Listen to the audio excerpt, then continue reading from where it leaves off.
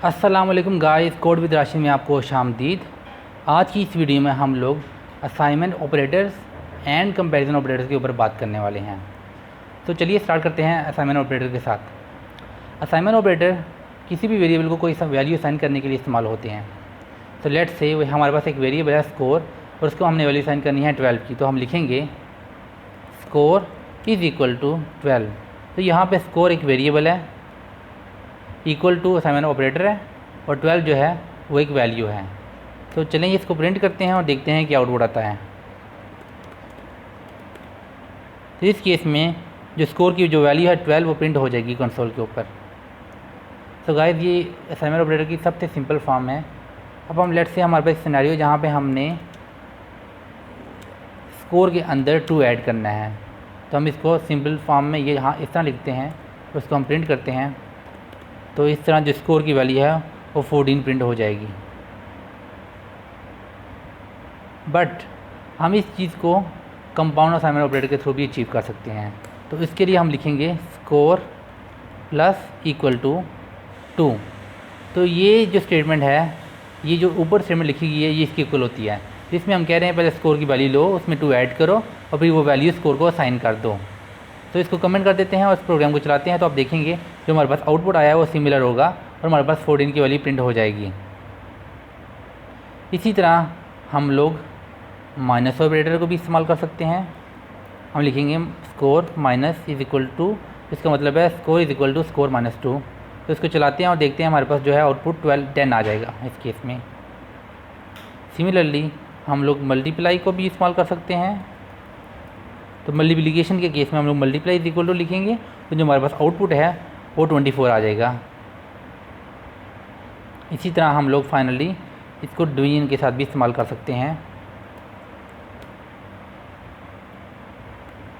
और इस केस में हमारे पास जो आउटपुट है वो 6 आ जाएगा। तो गाइस ये थे हमारे पास कुछ कंपाउंड ऑपरेटर्स जो हम लोग पाइथन में इस्तेमाल कर सकते हैं। अब हम देखेंगे कि कंपैरिजन ऑपरेटर्स क्या होते हैं। इसके लिए हम इसको को कमेंट करते हैं। जो कंपैरिजन ऑपरेटर्स हैं वो पाइथन के अंदर वैल्यूज़ को कंपेयर करने के लिए इस्तेमाल होते हैं। लेट्स से हमारे पास एक वेरिएबल है 10 ए, उसकी वैल्यू है 10, और दूसरा हमारे पास जो वेरिएबल है उसकी वैल्यू है 11।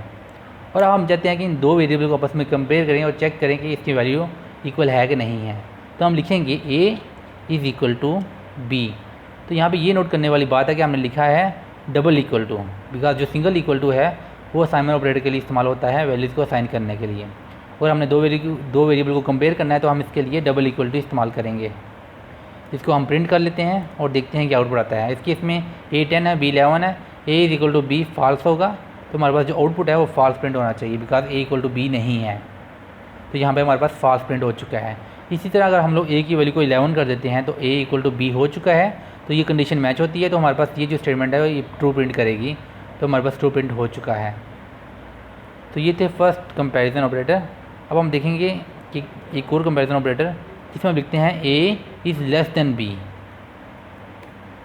तो इस केस में हम इसको चलाते हैं तो A is less than B हमारे पास फॉल्स रिटर्न करेगा, बिकॉज जो ए है वो बी के इक्वल है। अगर ए को मैं 10 कर देता हूँ तो ए लेस देन बी हो जाएगा, और जो ये स्टेटमेंट है ये हमारे पास ट्रू रिटर्न करेगी। इसको दोबारा से चलाते हैं और देखते हैं कि आउटपुट आता है।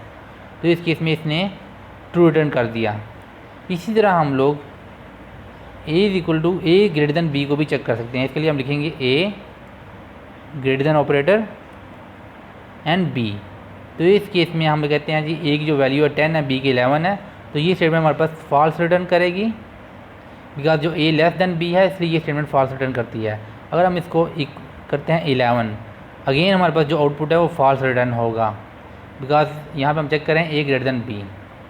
हाँ, अगर हम यहाँ पे ए को 20 कर देते हैं जो कि ग्रेटर देन 11 है, तो इस केस में A greater than B true return करेगा। तो ये थी थर्ड कंपैरिजन ऑपरेटर। तो अब हम देखते हैं कंपाउंड कंपैरिजन ऑपरेटर। तो इसके अंदर हम लोग दो कंडीशन एक साथ लिख सकते हैं। तो हम लिखेंगे A greater than equal to B. इस केस में हम कहते हैं कि चेक करो क्या ए ग्रेटर देन बी है या ए इक्वल टू बी है। इन दोनों में से जो भी कंडीशन मैच होती है ट्रू रिटर्न कर दो। तो यहाँ पे हम इसको चलाते हैं, हमारे पास ए जो है ग्रेटर देन बी है, हमारे पास जो आउटपुट है वो ट्रू रिटर्न हो चुका है। अगर यहाँ पे हम लोग ए को 11 कर देते हैं तो हमारे पास ए इक्वल टू बी आ जाएगा, और वो कंडीशन भी हमारे पास ट्रू रिटर्न होगी। तो इस केस में हमारे पास फिर से ट्रू रिटर्न आएगा, बिकॉज इसमें ये कह रहा है कि ग्रेटर देन या इक्वल टू बी के होना चाहिए। तो हमारे पास ए जो है इक्वल टू बी है, तो आउटपुट हमारे पास ट्रू रिटर्न हो चुका है। बट अगर हम यहाँ पे कहते हैं जी ए 20 है और बी 11 है, तो जो ए है, सॉरी ए को हम कहते हैं 10 और बी को हमने 11 रखा हुआ है, तो इस केस में ये जो स्टेटमेंट है ये फॉल्स रिटर्न करेगी, बिकॉज जो ए है वो लेस देन बी है। तो इक्वल टू ग्रेटर देन वाली कंडीशन मैच नहीं होती, तो हमारे पास फॉल्स प्रिंट हो चुका है। इसी तरह जो हमारे पास कंपाउंड कंपेरिजन की जो फाइनल स्टेटमेंट है वो ये है A less than equal to B.